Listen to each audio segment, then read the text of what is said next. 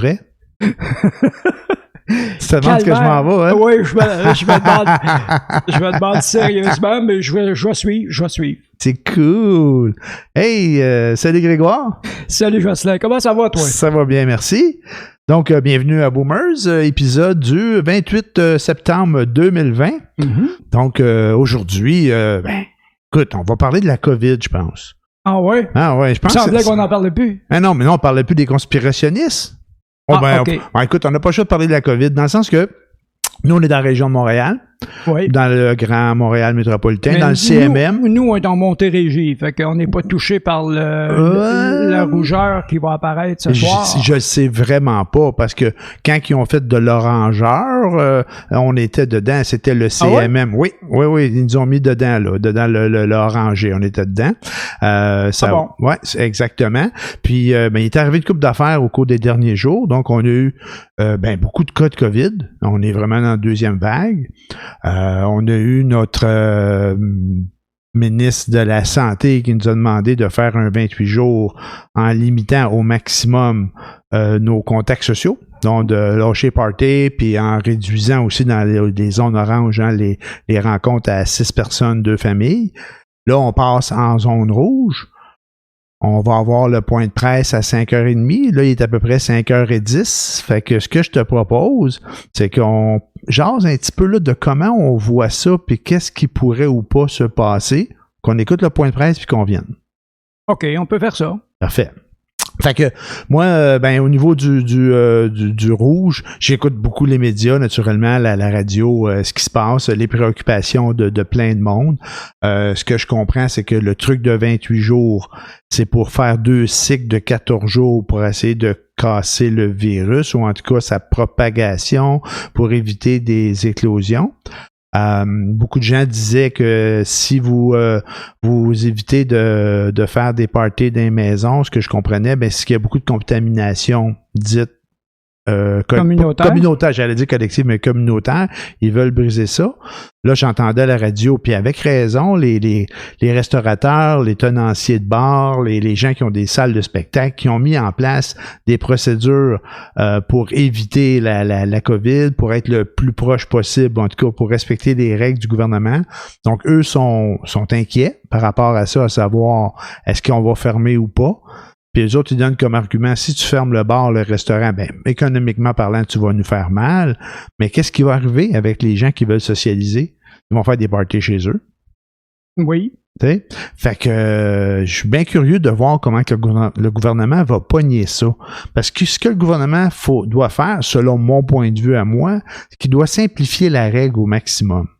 Tu sais, comme c'est là, le moment donné, ils ont mis des couleurs, fait qu'il y avait du orange foncé, du orange pâle, du jaune, du vert. En tout cas, ils jouaient avec ça comme sans arrêt. Je pense qu'ils ont fait comme un essai en fin de la semaine dernière de dire, écoutez, là, faites un stop pendant 28 jours sur vos contacts sociaux. Ça a-tu marché, ça a-tu pas marché? Ils ont pris le monde de court, parce qu'il y avait déjà une journée de passé quand il l'a dit. Il y a des gens, dont moi, qui avaient des activités prévues ce fin de semaine, puis j'ai pas nécessairement cancellé. J'ai comme été plus conscient des règles à suivre puis de la distanciation à appliquer. Et je pense qu'on l'a assez bien appliqué. Mais est-ce que on est prêt à faire ça? Et puis comment qu'on va le vivre, là, ce rouge-là? Bon, on va se ramasser comme au début de l'année, tout simplement. On va se ramasser que plus personne va pouvoir faire autre chose que de survivre. Au jour le jour, c'est tout. Tu penses qu'ils vont aller à cet extrême-là? Mais on n'aura pas le choix. Ouais, mais j'ai l'impression qu'on n'aura pas le choix parce qu'il n'y a rien qui a fonctionné jusqu'à maintenant, là. Non, par contre, on a de l'expérience dans le sens où on connaît un peu plus le virus, on le connaît pas parfaitement, mais on le connaît un peu plus. Au début, on n'avait pas le choix de tout mettre à off, sur pause, comme on disait au Québec, puis partout ailleurs. C'est à peu près partout dans le monde qui l'ont fait, sauf quelques pays. De mettre tout en pause, de tout arrêter, mais là, avec l'expérience qu'on a, je sais bien qu'on a de l'expérience, puis qu'on se retrouve d'une deuxième vague, puis qui s'en va aussi pire que ce qu'on a vécu au printemps, là. Si on fait rien, j'imagine. Mais j'imagine qu'avec tout ce qu'on a appris et tout ce qu'on a essayé de mettre en place, que ça va être moins pénible. Faut pas qu'ils ferment toute l'économie. Faut pas qu'ils arrêtent tout, là. Je ne sais pas comment est-ce qu'ils vont arranger ça. C'est ça. Fait que Mais une chose est certaine, c'est que s'ils ferment les bars, les restaurants, ces choses-là, ils survivront pas. Ah, ça, c'est Ils clair. survivront pas déjà là que c'est vraiment très, très, très difficile pour eux, même en étant ouverts avec le minimum qu'ils peuvent accueillir comme clientèle. S'ils font le frais, c'est beau. Puis déjà là, on a dit d'éviter les déplacements, puis les sorties, puis les rencontres sociales, que ça a déjà donné un coup là, au restaurant, puis au débit de boisson au bar. Là. Et il mentionne là, qu'il y a déjà eu des baisses. Mais d'un autre côté, moi, je suis quasiment de leur avis de dire, c'est-tu mieux de nous fermer, de faire mal à notre économie, de faire en sorte que des gens qui perdent leur job encore, qu'on perde du stock, hein, parce que les restaurants, ils vont perdre tout leur stock, puis de faire en sorte que les gens fassent des parties chez eux. Tu sais, à quelque part, dis au monde, reste pas chez vous, mais si tu veux sortir, ben va dans un bar, va dans un restaurant, puis s'ils suivent la règle, ben au moins, t'es en sécurité, là. Oui, mais s'ils suivent la règle, il n'y a pas grand monde qui va pouvoir y aller.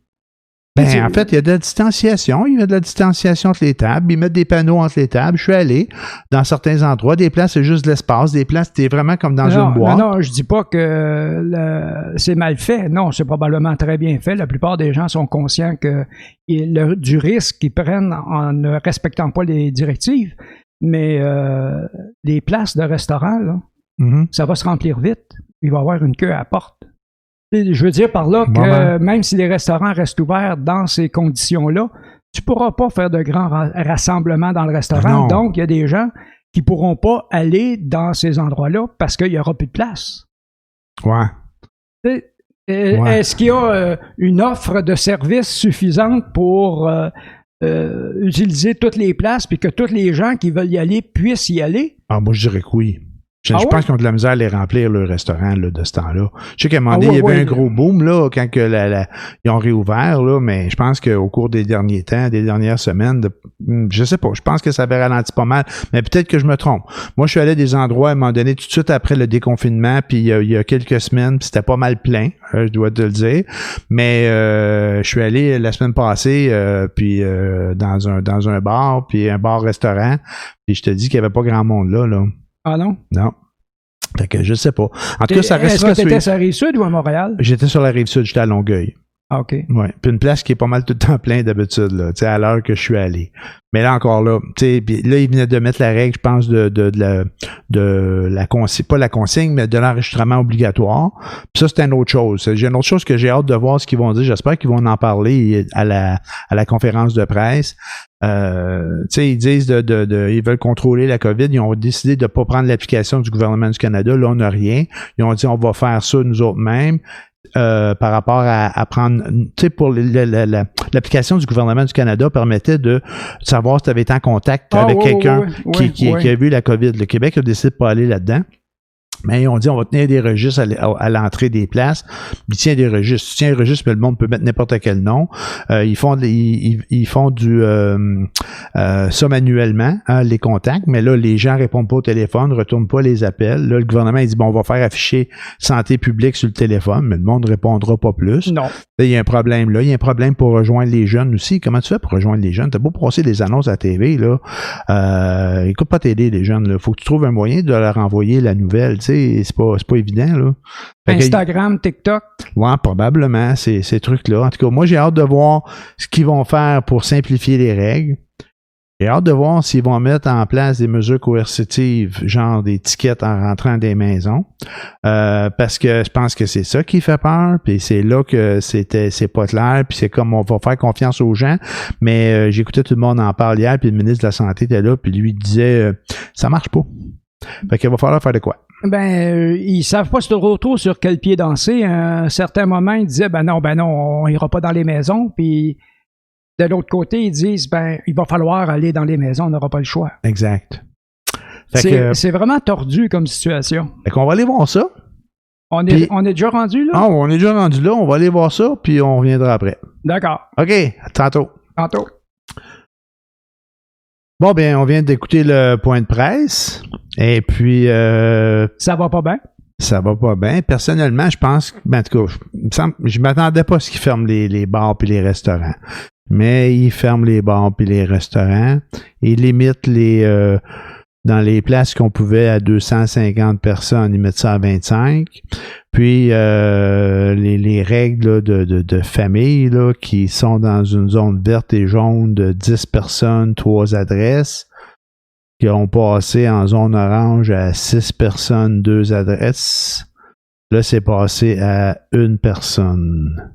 C'est ce que j'ai compris, en fait. Là. C'est que tu reçois quelqu'un chez vous, là, c'est juste 1 personne que tu peux recevoir. That's it, that's all, là. Sinon, tu restes dans ta famille. As-tu bien compris? Je pense que oui. J'avoue que personnellement, j'ai pas très écouté. OK. Non, en fait, ça ressemble à ça.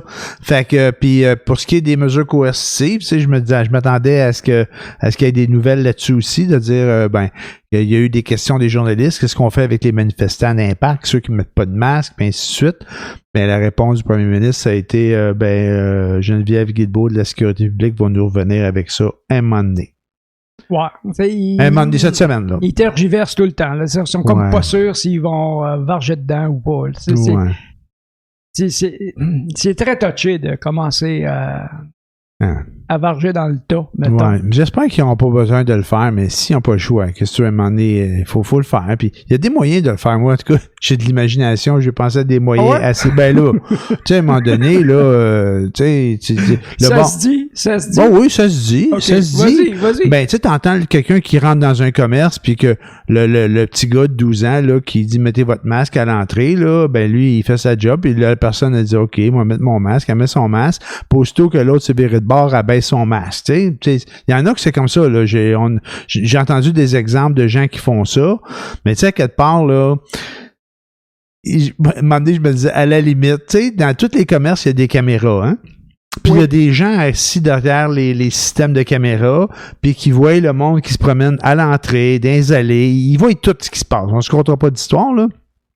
Tu rentres dans le commerce, on te dit de mettre le masque, tu mets le masque, puis là, tu t'en vas dans l'allée, puis tu te penses bien fin, puis tu enlèves ton masque. Puis là, la caméra, elle te catch. Puis quand tu sors, il y a quelqu'un qui te donne un ticket. Puis là, il dit « Hey, mais pourquoi tu me donnes une ticket? » Parce que je t'ai dit de mettre ton masque, tu l'as pas mis.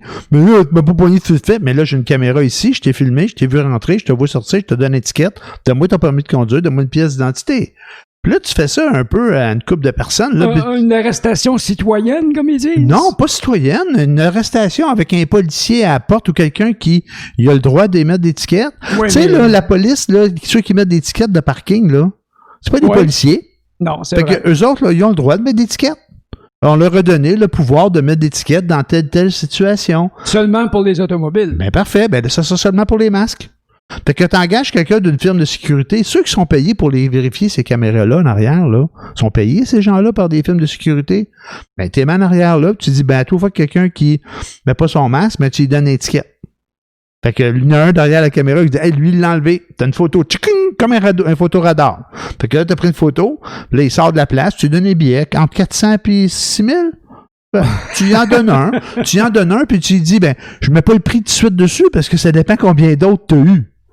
Fait que, tu sais, moi, je sais pas combien d'autres t'as eu, là. Peut-être c'est le 8e que t'as, 400 pièces. C'est cumulatif. Ben, pourquoi? C'est comment ça marche, la règle du 400 aux 6 000 pièces?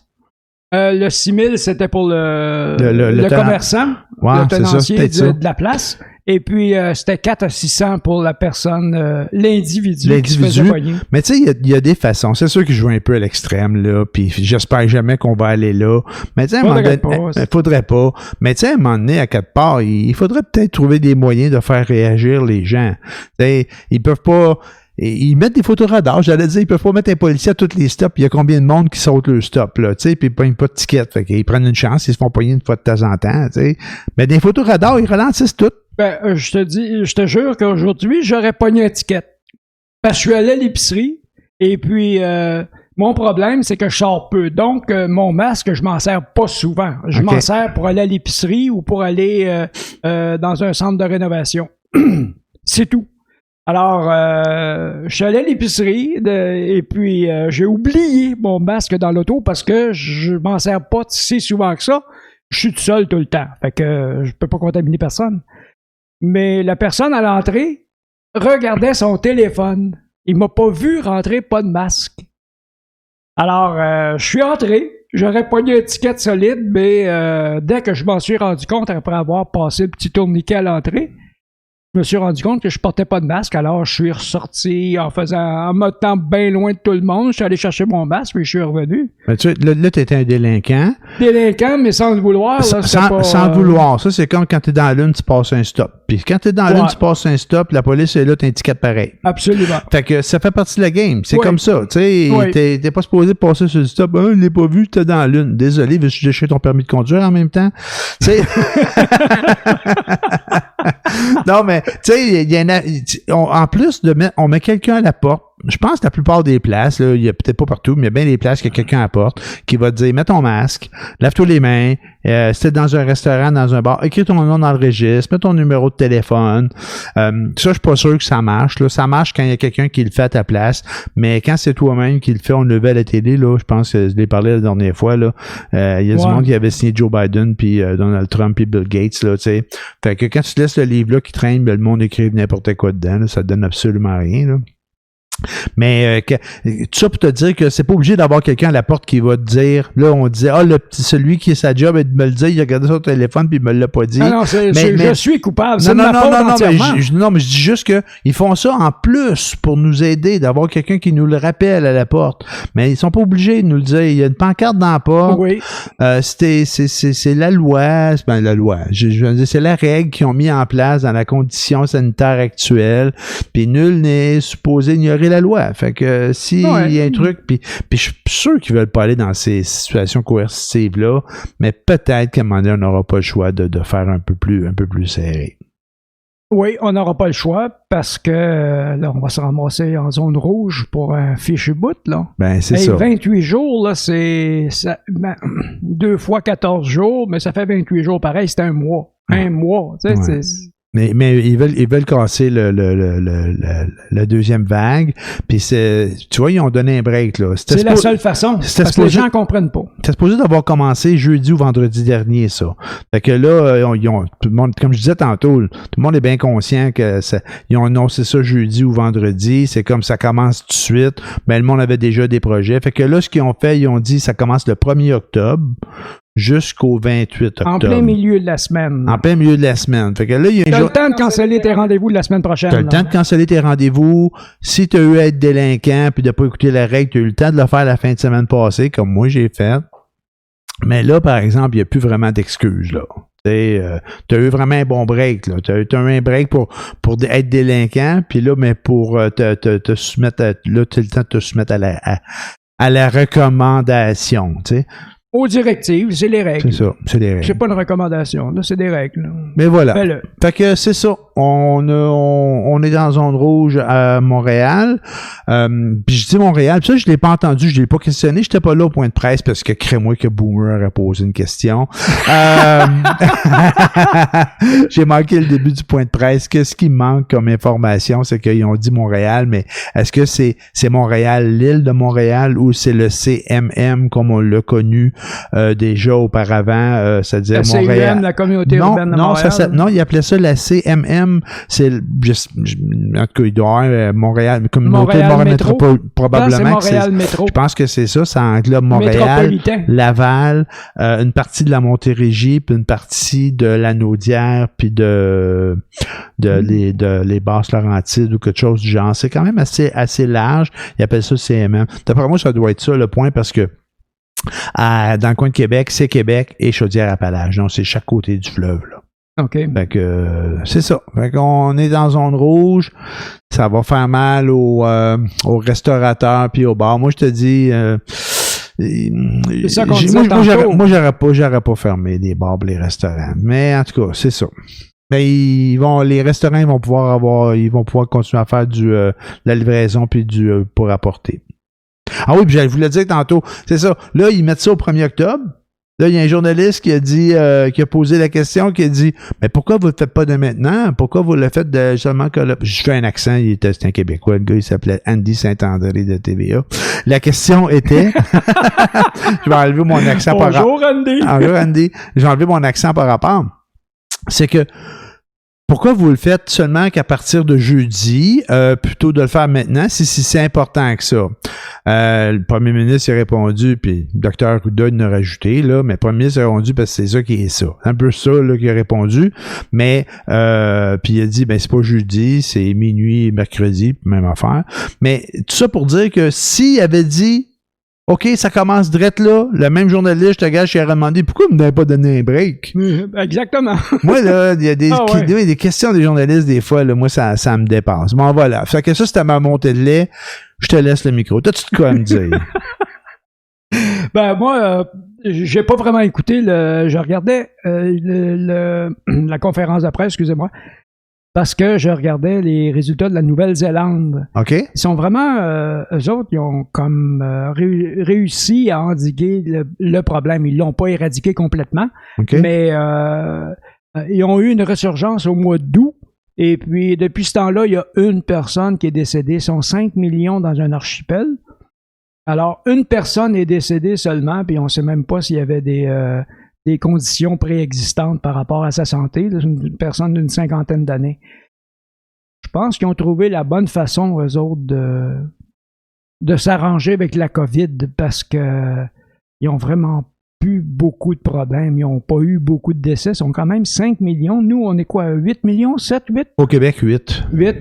Ouais. On a eu un petit peu plus que ça. Je pense qu'ils n'ont eu au total 123. D'autres, on est rendu à 60 quelques mille, là.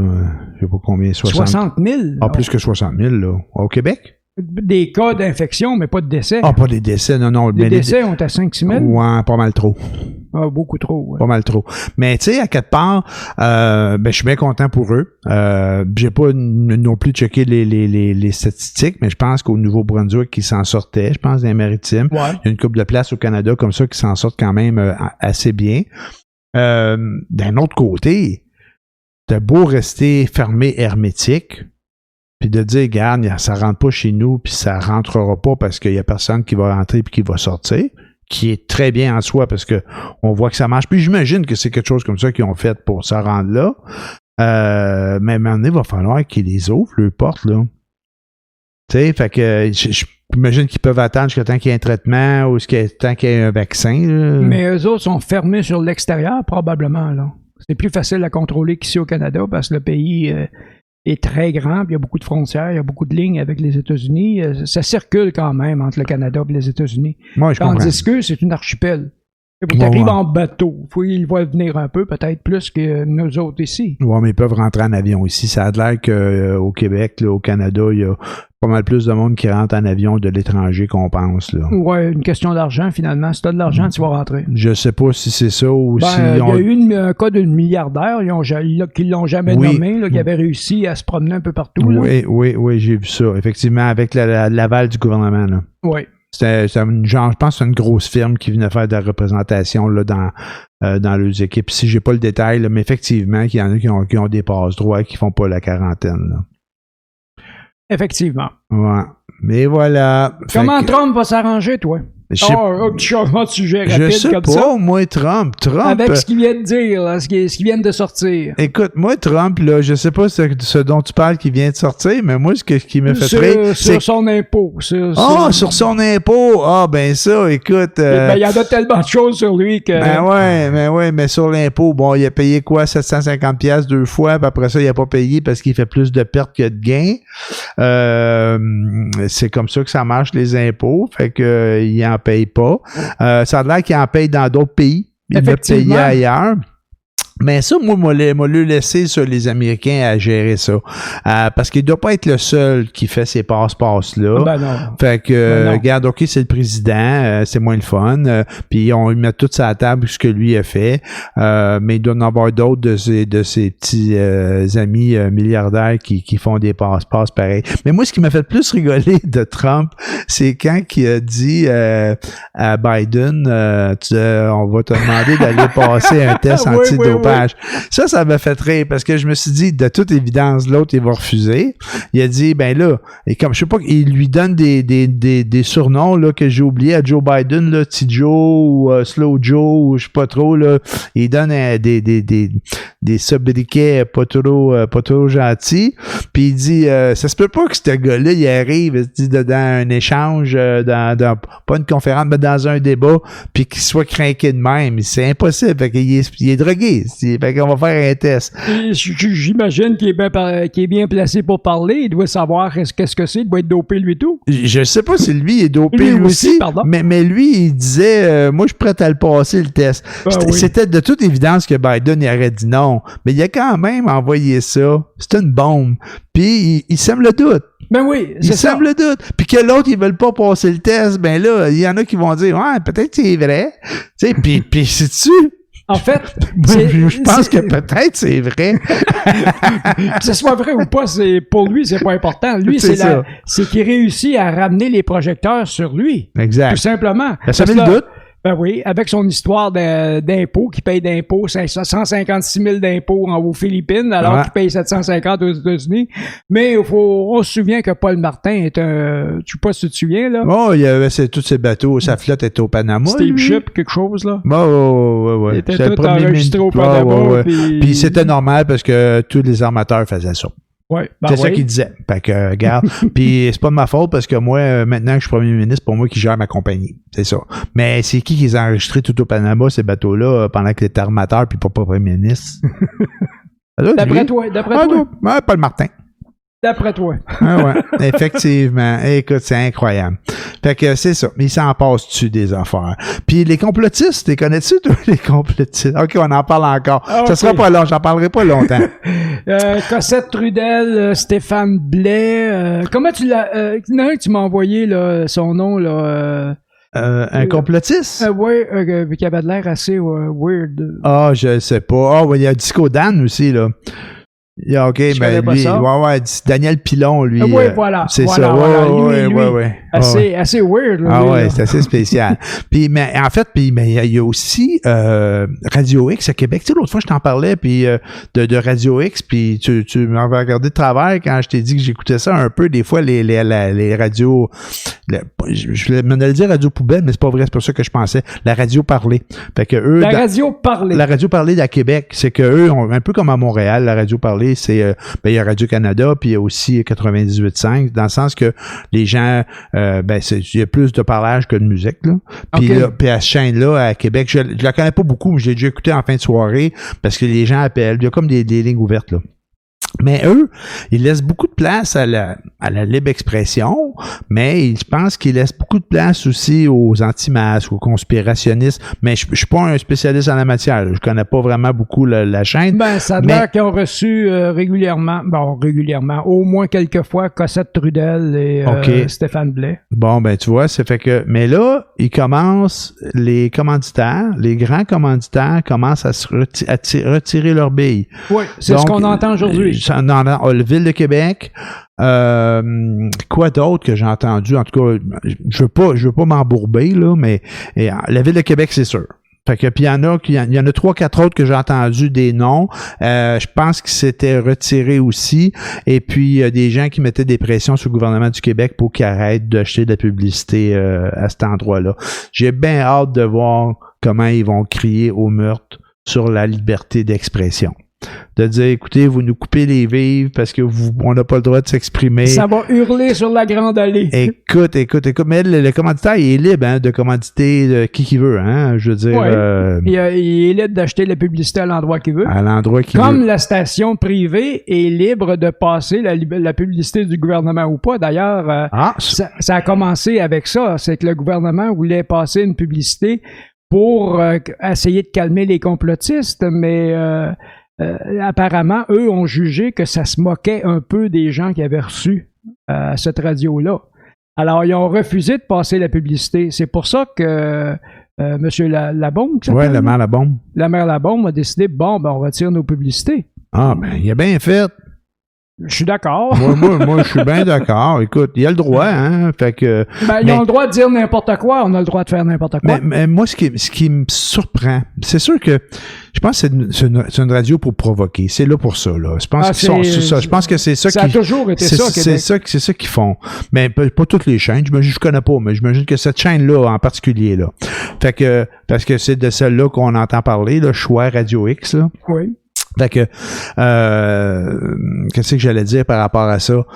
Ils font ça pour provoquer, puis ils ont bien le droit. Mais d'un autre côté, ça attire trop d'attention. J'ai entendu à RDI ce matin très tôt, puis je sais pas c'était qui le gars, qu'est-ce qu'il faisait dans la vie. Là, ils ont montré juste des petits bouts. Ça va être un chercheur, un professeur, quelque chose. Ce qu'il disait, c'est qu'en gros, quand le gouvernement met une règle, 80% des gens vont la suivre. Ils vont dire, bon, ils l'ont mis là, la règle, elle doit être bonne, on va la suivre. Un autre 15% des gens vont se questionner, ils vont aller un peu plus loin pour mieux comprendre, puis se faire expliquer, puis voir si ça a de l'allure, puis ça, à la limite, je trouve que c'est correct aussi. Mais ça a l'air qu'il y a un 5% de tout le temps de récalcitrants, que eux, peu importe ce que tu vas dire, ils vont trouver de quoi.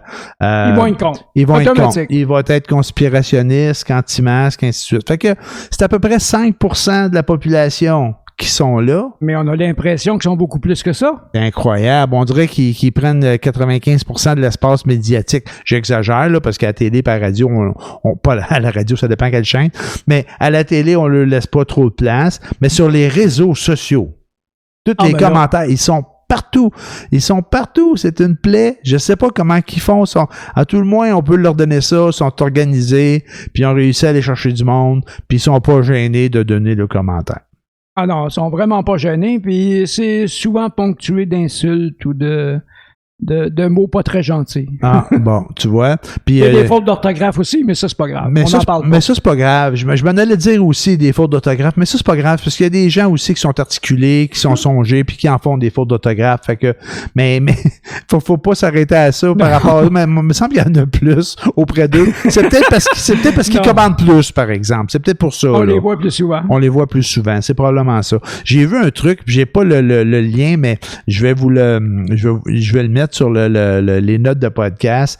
Il y a un groupe Facebook qui s'appelle, je sais pas trop si c'est les anticonspirationnistes, ou j'ai oublié le nom, mais ils ont fait quelques tableaux, j'allais dire quelques acétates, c'est ça. Quelques fiches qui disent comment reconnaître un complotiste, un conspirationniste ou quelque chose du genre. Là. Fait que ça donne vraiment des indices. Qu'est-ce que la personne va faire là, ce que tu vas retrouver dans ces commentaires là pour pouvoir bien voir si ça a de l'allure ou pas là. Tu sais, souvent ces gens là vont dire que quand c'est un complot, malgré le fait qu'on est dans un système où il y a 8 millions de personnes, puis que tout le monde le sait, mais il y a une personne qui fait le complot, puis il n'y a personne autour qui dit c'est qui.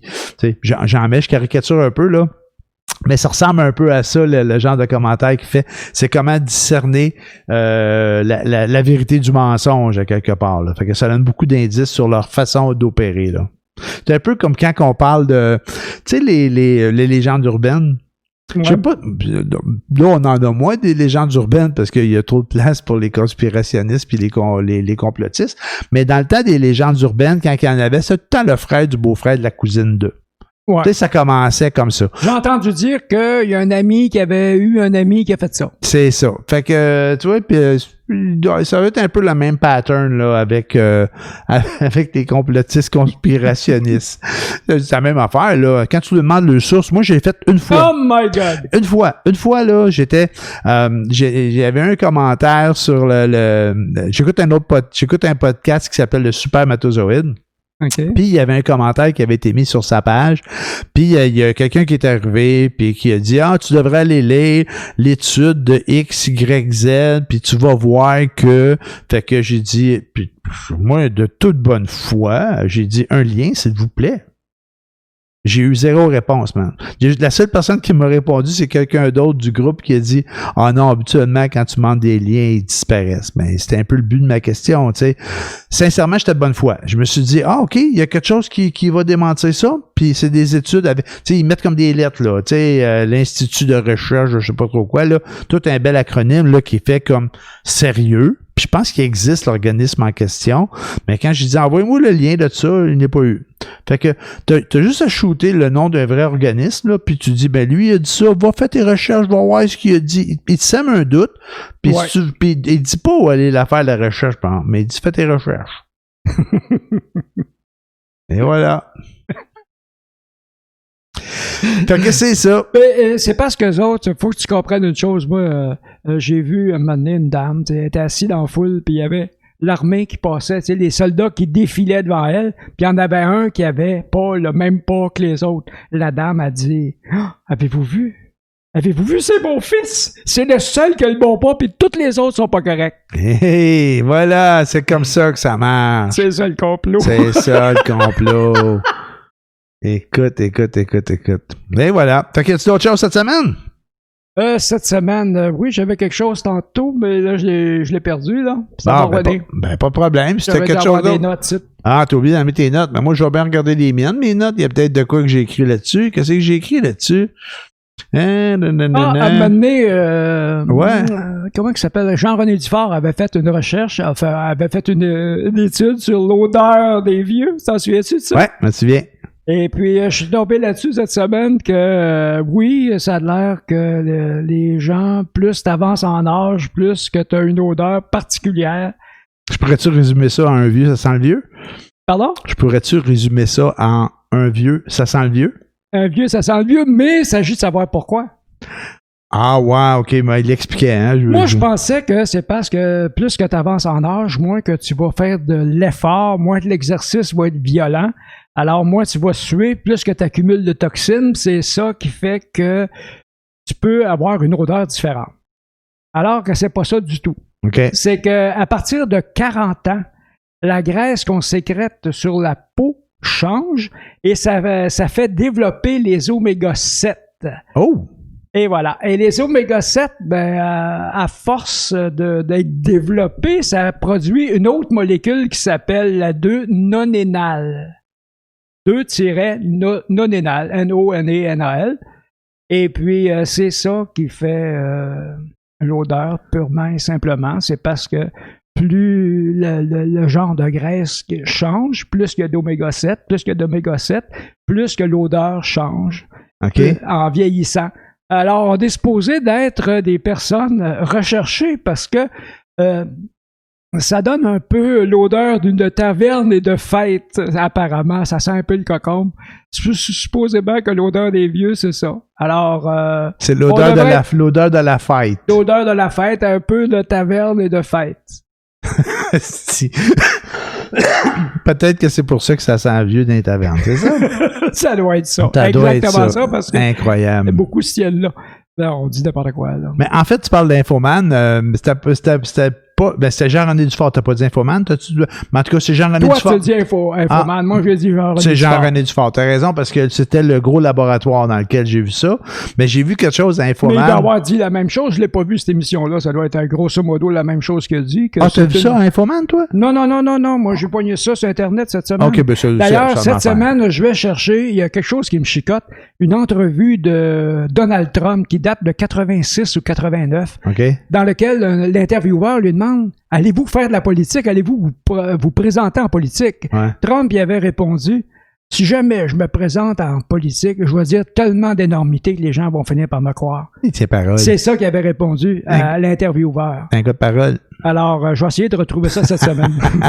Ce que j'ai vu, par exemple, à Infoman, probablement plusieurs d'entre vous l'avez vu aussi, ils ont pris des comédiens professionnels pour faire du lip-sync sur des propos d'anti-masques, puis de conspirationnistes, puis ainsi de suite. Là. Ah ouais? Ah ouais, c'était vraiment bon. Ils ont pris 4 comédiens professionnels, puis vraiment, là, c'était vraiment la bande audio avec ce qu'on voyait sur Facebook, là, tu sais, les gens dans le char, là, qui... Ouais, il avait fait de la post-synchro sur... Sur des vraies capsules de gens... Ils ont pris le son... Ouais. le son de la personne qui s'énervait au micro. Exact. Et puis, ils ont pris un comédien. Mais ils n'ont pas fait de la post-synchro, on fait du lip-sync. Juste du lip-sync. Oui, ils ont fait du lip-sync. C'est un peu le même principe. C'était vraiment drôle. Oui, ça doit. Ouais, c'était vraiment bon. Mais ils vont peut-être se servir du deepface maintenant pour le faire.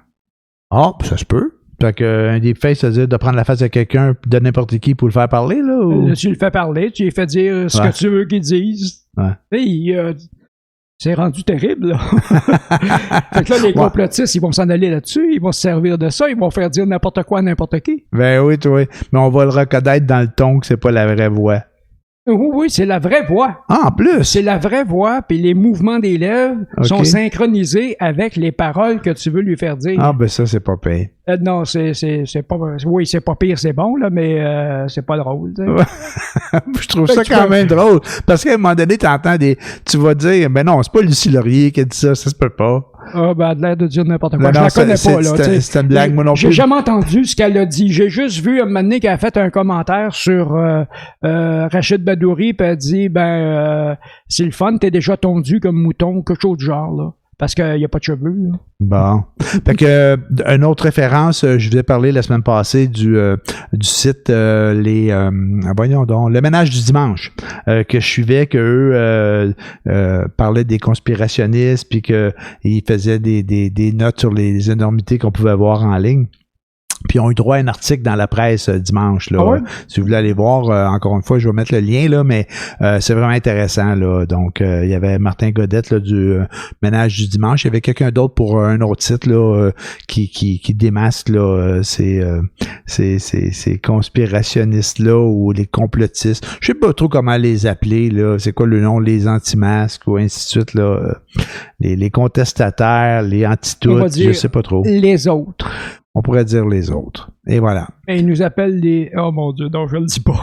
Encore les moutruches? Ils nous appellent les moutruches, on pourrait les appeler C'est ça, je veux pas dire. Bon, ben, il le dira pas.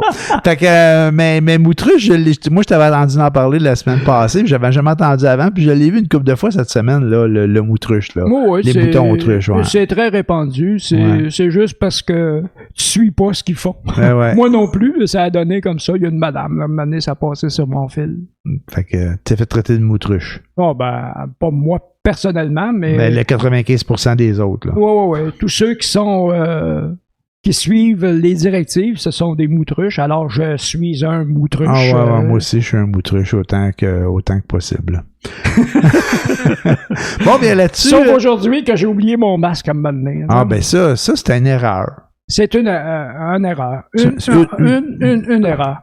Une faute. Il veut pas se faire prendre en défaut, c'est une faute. Et voilà. Fait que c'est ça. Écoute, là-dessus, ben, on va vous souhaiter une bonne semaine. Ben, c'est tout pour aujourd'hui. C'est tout pour aujourd'hui. Fait que on se revoit la semaine prochaine. À la semaine prochaine. Au revoir tout le monde. Pour la vista.